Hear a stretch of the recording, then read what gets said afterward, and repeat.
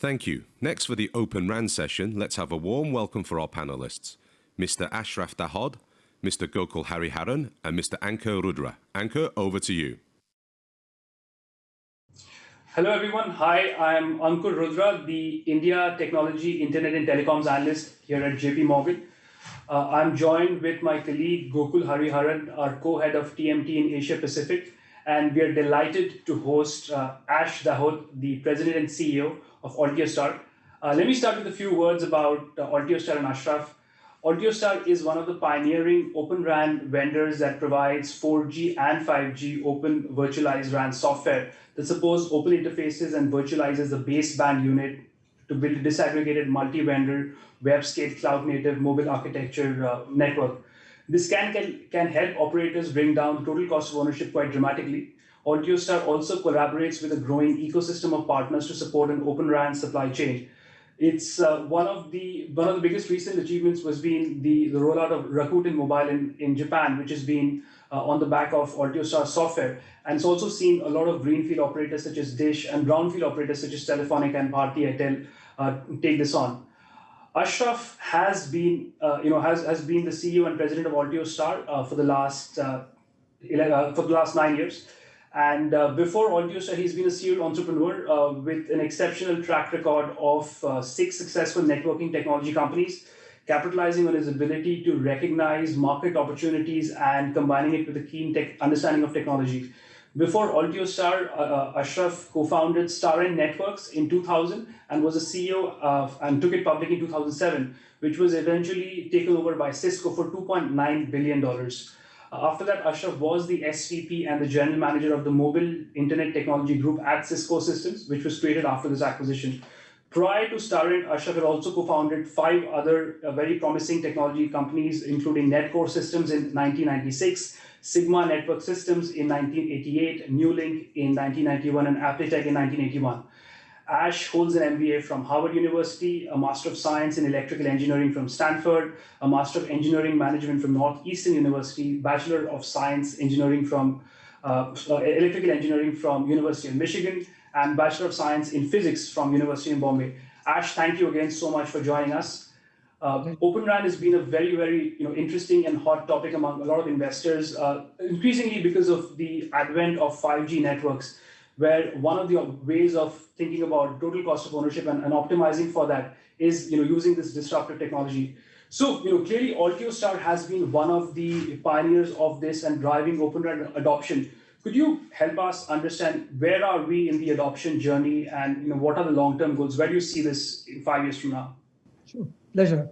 Thanks for the opportunity to discuss the Open RAN market and Altiostar. I mean, clearly it's been a long road.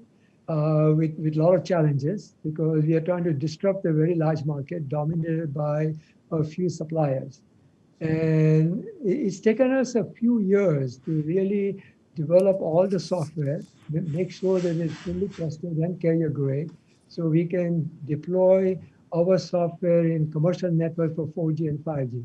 While we were developing the software in order to succeed in the Open RAN market, as you pointed out, we disaggregate the hardware and software, and the hardware is commercially off the shelf.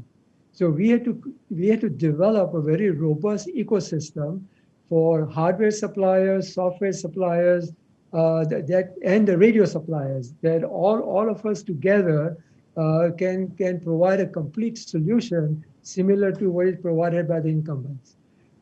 Today, I can tell you that the ecosystem is extremely robust. And so effectively, there are large number of very large companies who are now participants in a space that has so far been dominated only by 2 or 3 suppliers. So we have significantly multiplied the R&D force that we bring into this industry. It includes silicon suppliers like Qualcomm, Intel, NXP, and so forth. It includes platform suppliers like Google, VMware, Red Hat, IBM, Red Hat, Microsoft, Cisco, and system integrators like NEC, Fujitsu. So what we have done is created a very robust ecosystem. We were the pioneer in kicking off the Open RAN policy alliance. Started with a handful of companies. Today we have like 60 plus companies participating in this alliance. And so where we stand today is that we are ready. The solution has been commercially deployed at very large scale at Rakuten for both 4G and 5G, includes millimeter wave and massive MIMO for 5G. And we are also on track to deploy our solution at other operators like Dish, Telefonica, Airtel, as you mentioned. So I mean, the technology is ready to go to disrupt this market in a very significant way. Over the next 5 years, I believe that this technology will become the dominant technology. The transition that is happening in the RAN business is similar to what happened in the IT business, where the market went from custom software or custom hardware supplying mainframes to web scale, where web scale software runs on commercial off-the-shelf hardware. And that transformation is now happening. And in 5 years down the road, this will be the dominant technology. And the market will be as large as $30 to $40 billion a year. No, I mean, very excited to hear about those goals and that sort of plan. What do you think are the main challenges or pitfalls to reach this goal? And from an ecosystem perspective, from a hardware and software side, what are the broad areas that you're looking at? So clearly on the hardware side, we had to overcome challenges to make sure that real-time software required for RAN can be run on Intel silicon. We had to overcome quite a few challenges to make that work, real-time applications, so that our software can run on commercial off-the-shelf server hardware. On the software side, we had to work with the virtualization software provider like Cisco, VMware, Google, Microsoft, Amazon, to make sure that our software, along with other elements of the network, can all work on those web scale technologies. And the third challenge was to bring system integrators who can be the one neck to choke and provide a complete solution, supply all the hardware, and then deliver a complete, fully tested solution. Now, clearly, we also try to play a key role where we take on the responsibility for integrating all of the RAN components, very similar to the incumbents. So no matter who's supplying the hardware, what is the hardware supply chain or the software supply chain, we take on the responsibility for the total integration of the solution. Thanks, Ashraf. So let me ask a couple of questions on the hardware side. I think when we talk to the incumbent players, especially Huawei and Ericsson, there is clearly some degree of pushback in terms of adoption of Open RAN, especially for brownfield projects. Could you talk a little bit about what are the steps you and the big ecosystem is taking to make this adoption a more painless kind of process, especially when it comes to maintenance, as well as, like you said, software compatibility on commercially or merchant silicon rather than ASICs from all these hardware vendors? So, I mean, our approach is be flexible. So we try to work with various suppliers. So we work very closely with silicon developers, where we give them our input as to what is required to develop silicon and to bring down the total cost of the radios and the servers. We work very closely with radio designers and manufacturers, and we certify their radios to work with our software using the ORAN interface. We also work very closely with the platform suppliers to make sure that their platform can support real-time applications. As far as the customer is concerned, we take on the responsibility for the complete end-to-end integration of the solution. No matter where the 5G core or the 4G core comes from, where the radio is coming from, if you're collaborating with a silicon supplier to develop a specific silicon for this marketplace, then we take the responsibility of making sure that that silicon integrated into the appropriate network element does indeed function as as specified. So for example, we recently launched our 5G millimeter wave solution in the Rakuten network that is based on Qualcomm silicon. We worked very closely with Qualcomm while they were developing the silicon. We integrated with our software and the hardware and are able to launch the millimeter wave solution. So we take on the responsibility. We try to be flexible. The whole idea is to take the disaggregation and then integrate all together so that the risk for the operator is significantly reduced, whether it's a greenfield operator or a brownfield operator. In a deployment model, for the brownfield operator, they take different approaches. They can start off with an overlay, and then we do the overlay network, and then they gradually migrate to the new architecture. In some cases, they rip and replace. They take all of the current bands and they replace them with the web scale technology. So I think the key word is be flexible in how we interact and approach the customer and service their needs.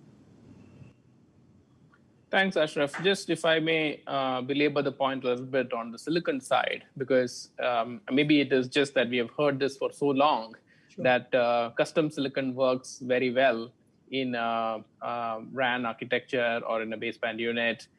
It's very difficult to kind of, I think we have been moving in that direction with some of the bigger players like Huawei taking share using their own ASICs. What are you doing to dispel some of that beliefs? And I think clearly some of your partners like Intel have also made meaningful claims that this is a market that is kind of like a fresh market for them to tap into, just like they did, as you mentioned, in the web scale server space. So what are you seeing when you talk to some of the end consumers on these concerns, and how are you kind of alleviating some of these concerns? I mean, I'll give you the perfect example. I mean, if you look at our 5G solution in millimeter wave, it's based on Qualcomm silicon. Similarly, we have developed acceleration FPGA working very closely with Intel, which is now going into a hardened ASIC. So yes, it is true that this market so far has been driven by the silicon velocity of 2 or 3 companies. And as you can see, I mean, they cannot afford to invest billions of dollars to come up with a solution and take many, many years.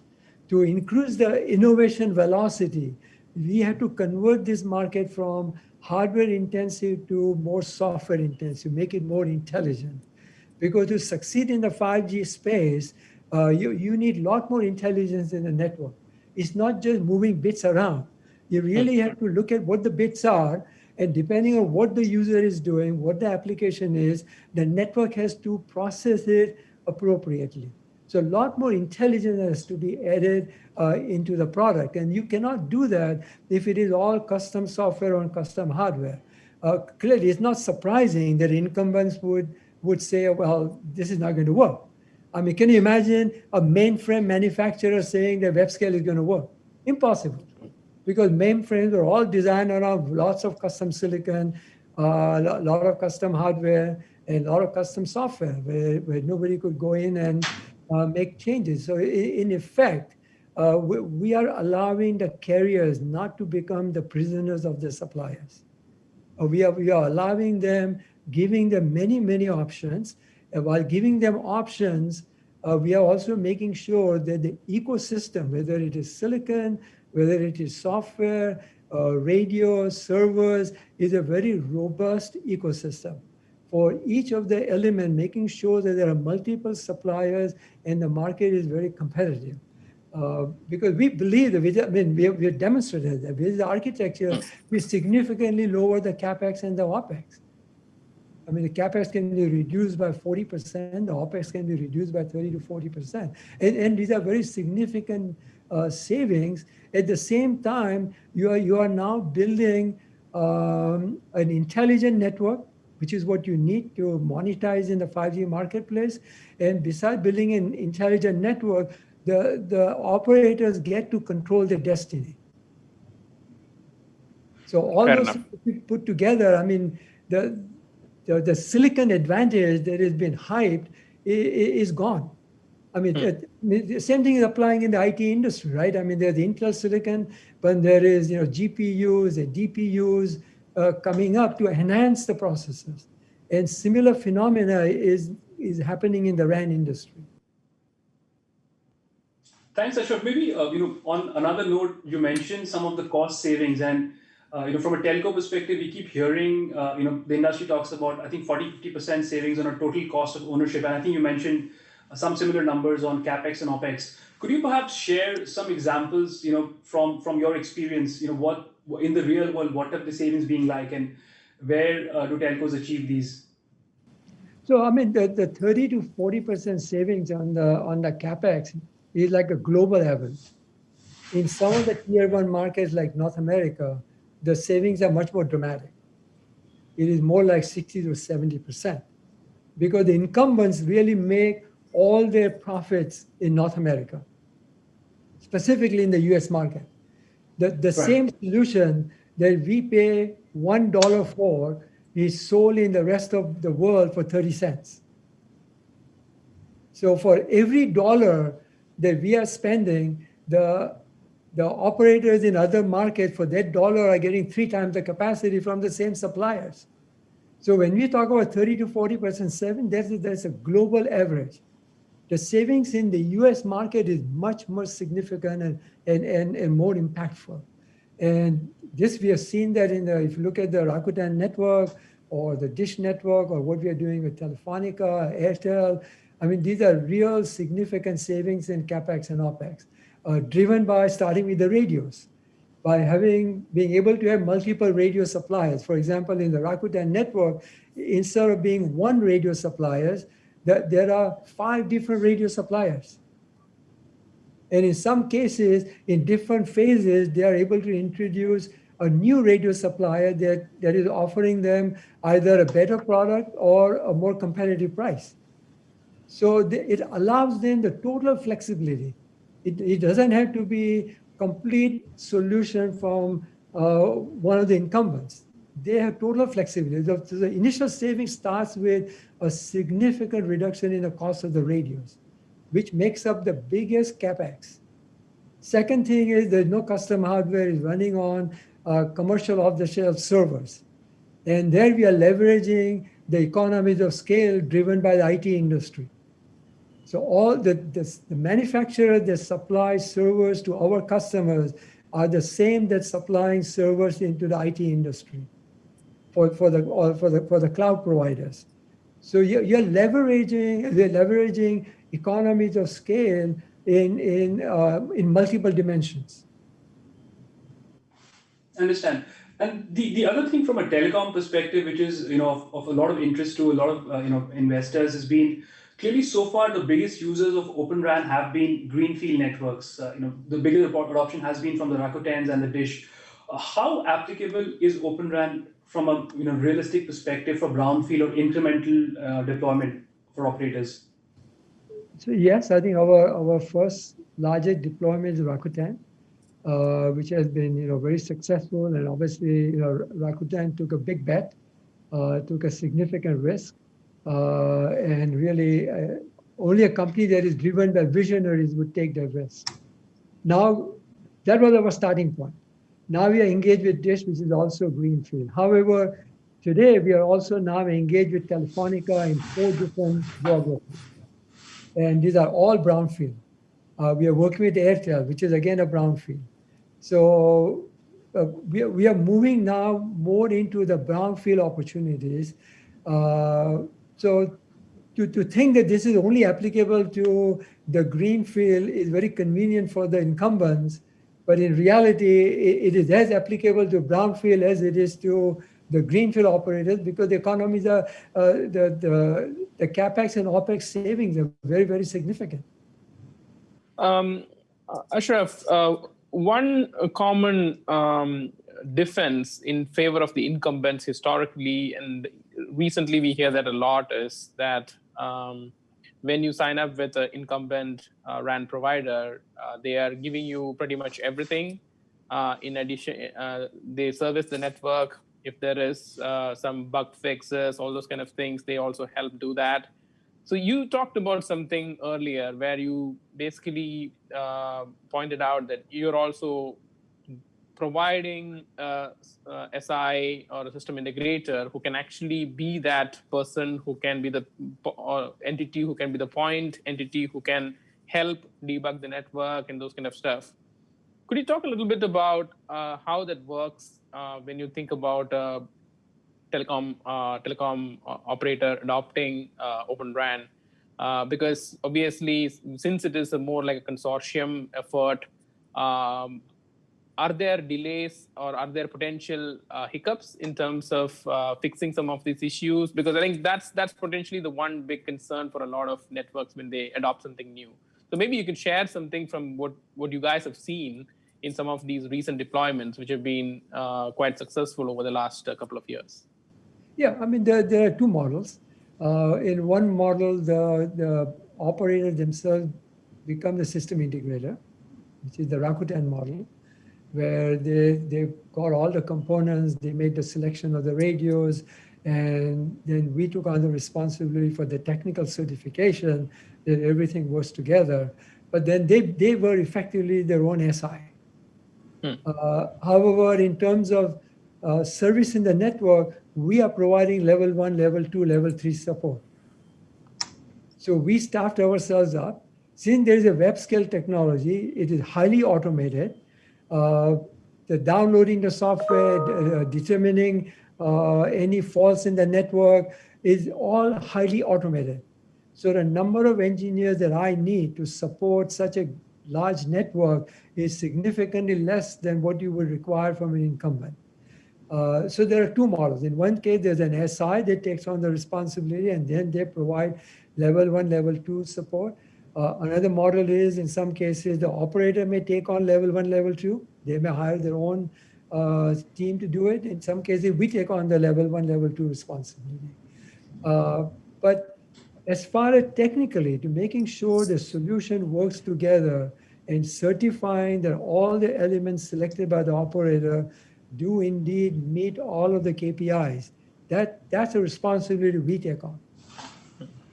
Complete end-to-end technical certification of the solution.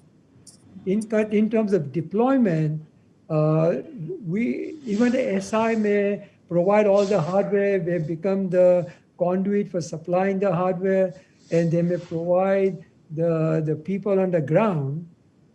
We still take on the responsibility to make sure that in the field, the whole end-to-end integration is successful. So every place where we have a deployment, we put our own team in place. So while the SI is responsible for the complete end-to-end solution, for the RAN itself, we take on the responsibility. Understood. So here again, I mean, the key word is be flexible in how the whole solution comes together. Got it. So just to kind of bring it to some of the recent ground realities where you have a lot of geopolitical tensions, the Huawei restrictions, potential ban in many Western countries for Huawei equipment.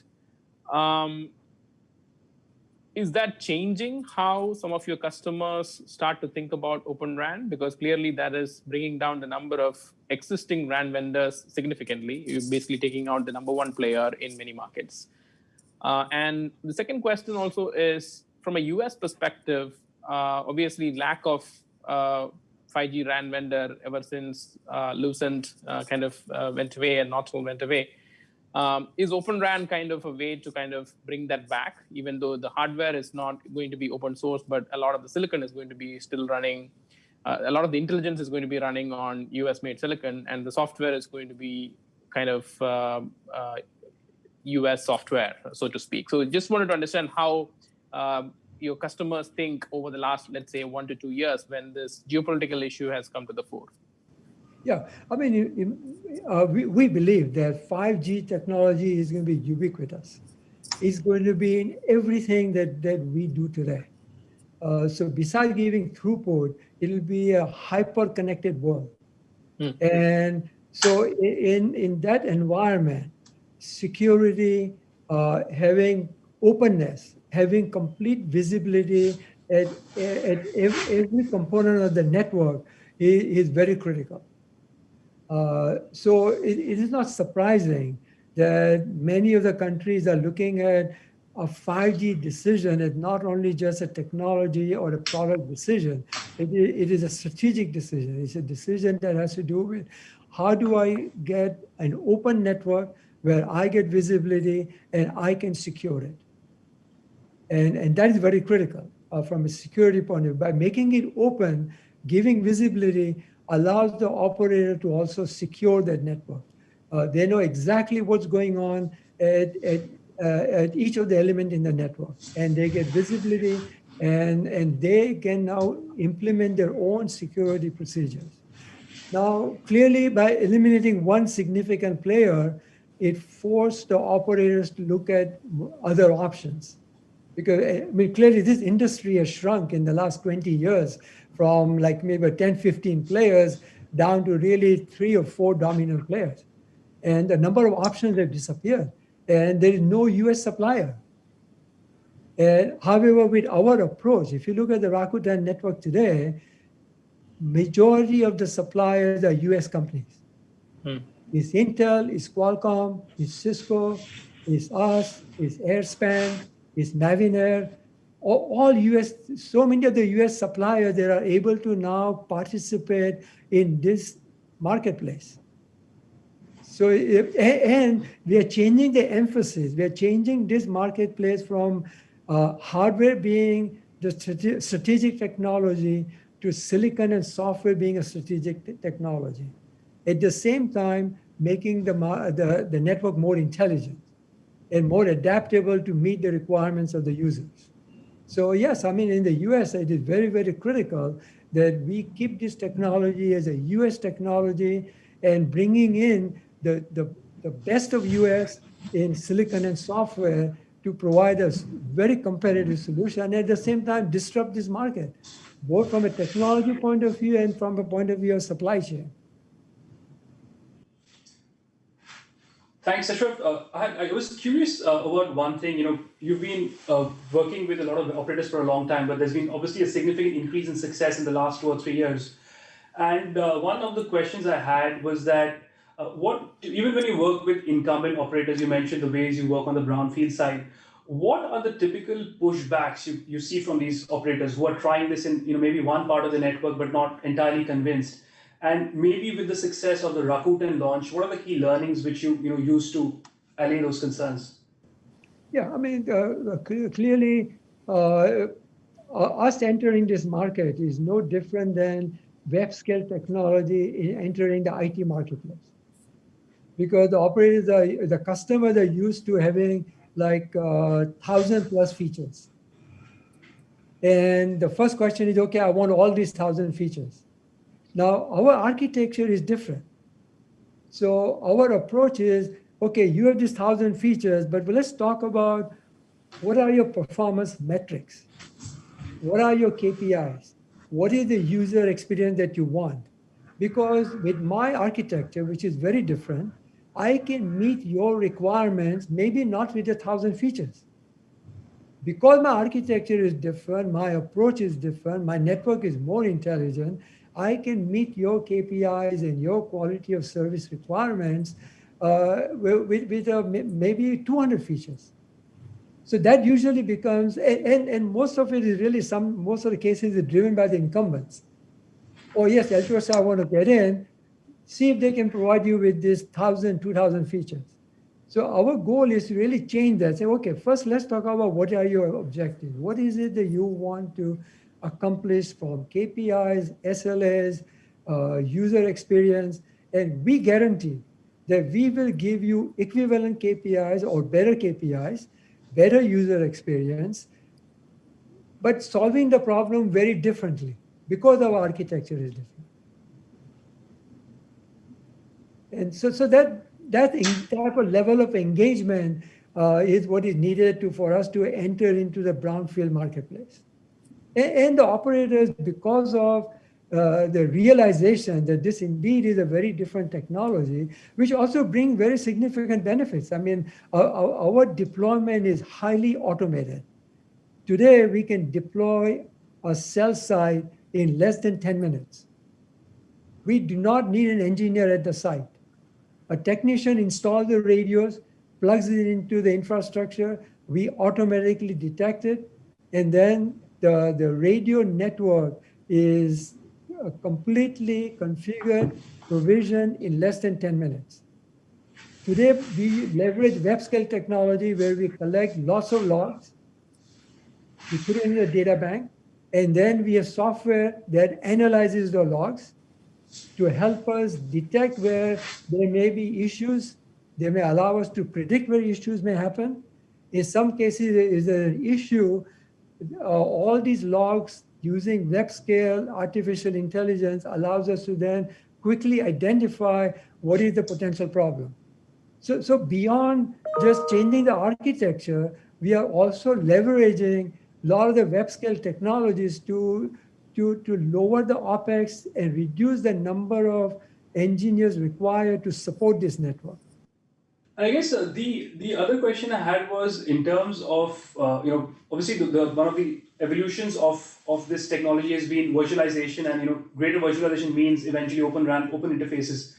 Do you think one of the end goals could also be open source software in the network core, and how does that impact the long term opportunity? Sure. I mean, today, I mean, a lot of web scale companies, even in the IT world, leverage open source.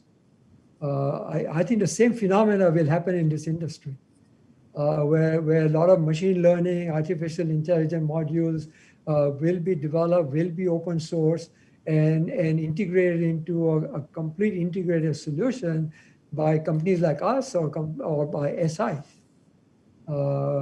I think that could clear. I mean, the evolution we can see in this industry going down the same path as what is happening in the IT world.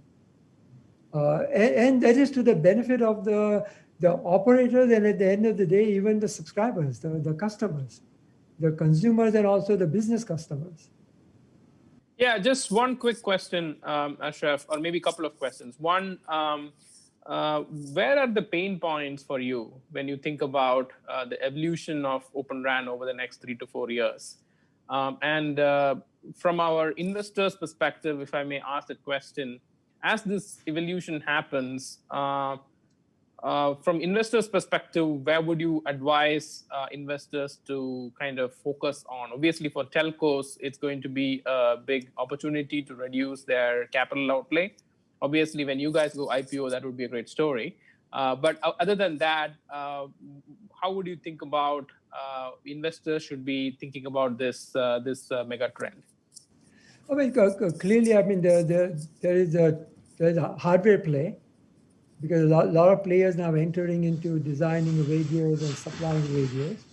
The second is on the software play, which probably will be much more significant, because by having open interfaces, it will allow a much greater software innovation velocity, where a lot of companies will be able to bring in specific modules that will help in making the networks more efficient or improve the user experience, or provide different service levels, with network slicing and running different applications on top of various slices to the business community.